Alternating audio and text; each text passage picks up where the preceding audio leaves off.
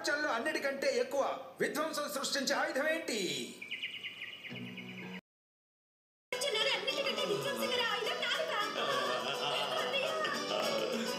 ఎదిరించటం ప్రపంచంలోని అతిపెద్ద ఆయుధానికి కూడా సాధ్యం కాదు. నాలుక ఒక ఇంటిని అలాగే దేశాన్ని ఒక్క క్షణంలో సర్వనాశనం చేయగలదు. నిజం చెప్పారు. ఇది మాకంటే ఎక్కువగా ఎవరికి తెలుస్తుంది? అది నిజమే. దీనికి మహాభారతమే అన్నిటికంటే పెద్ద ఉదాహరణ.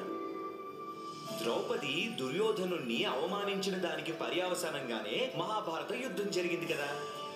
కురుక్షేత్ర నేల ఇప్పటికీ ఎర్రగానే ఉంది మహారాజా. అవును, పండిత రామకృష్ణ చెప్పింది నిజమే.